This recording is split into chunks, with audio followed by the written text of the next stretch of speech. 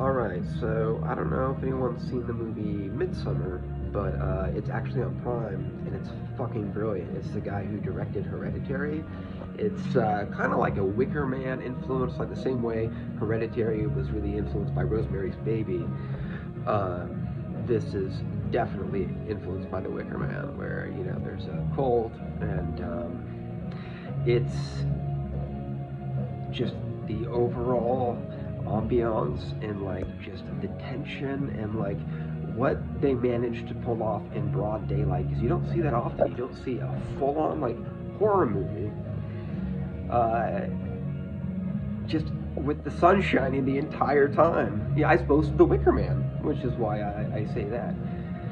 So anyway, yes, with the dealings of cults, I asked a question on Reddit, and I just kind of flippantly like threw out, you know, it makes me want to, share my experience with an ayahuasca cult in Hawaii. And yeah, you did hear that right, ayahuasca cult in Hawaii. I'm 38 now, but I was 19 at the time. And then I actually became friends with them, and I went back a couple times. Like, I never converted, but I can do that. I can go people's religious things and like know that I can, I don't have to. Sorry, I'm getting a fucking text. I hate it when that happens.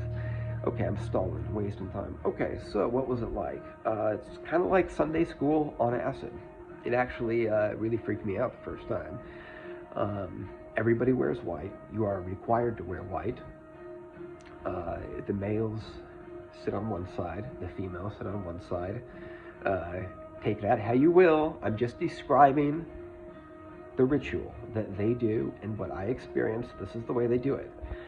Now, and everyone's in a big circle, and in the middle of the circle there's a table, and there's a picture of Jesus and the Virgin Mary in the middle of the table, and that's where the ayahuasca is.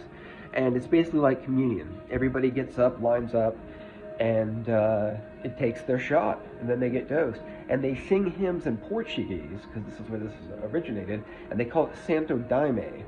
And the rituals, when they do it, they actually call it a work, because they say it's the hardest work you'll ever do is like dealing with what comes up on ayahuasca. And it's interesting to me, the way that they sing and kind of do these like motions in a circle and everything like that, and like just fucking that ayahuasca, that's DMT that isn't brief, lasts for hours, and just like it's, to me, almost struck me like they're trying to conjure God or whatever you want to call it, the universe, and you would feel this thing where like it would climb, it would climb, it would climb, like they'd almost break through and touch something, and then just boom, it would kind of go back down. So they never really got there, in my experience, but yeah, they're still trying. And it's not to say that there's not healing benefits. I mean, it had its benefits, even though it kind of scared the shit out of me. And I was like, this is,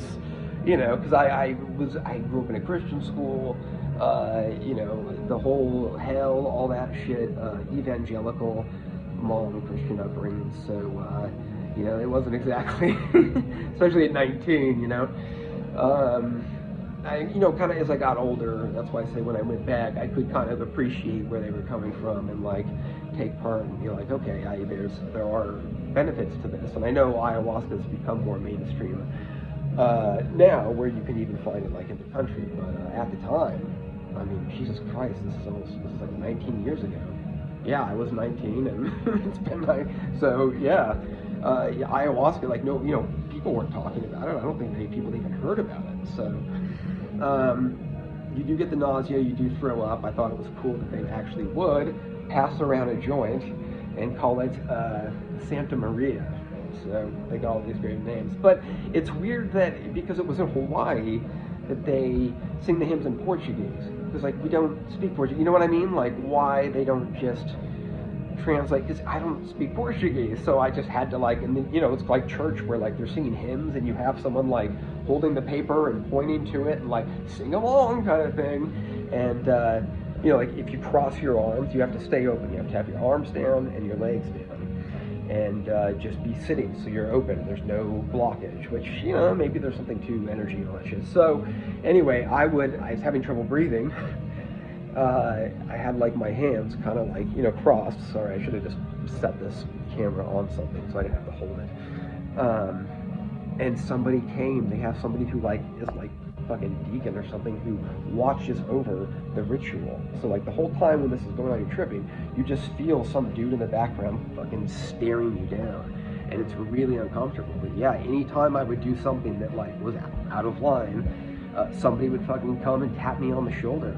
And he kind of was a douchebag. He reminded me exactly of like some of the people I dealt with in the church growing up. So yeah, when I say Sunday school on acid, it's like that's that's the best, easiest way to just kind of like give you an idea. But again, it's kind of nuanced, and there are little benefits to it. So hopefully that's a little brief, satisfactory description that in the Reddit thread I talked about. So here it is. I've delivered. Take care, and we're living in the time of a fucking pandemic, so we'll see where all this shit goes. I do recommend staying creative. It helps. All right, take care.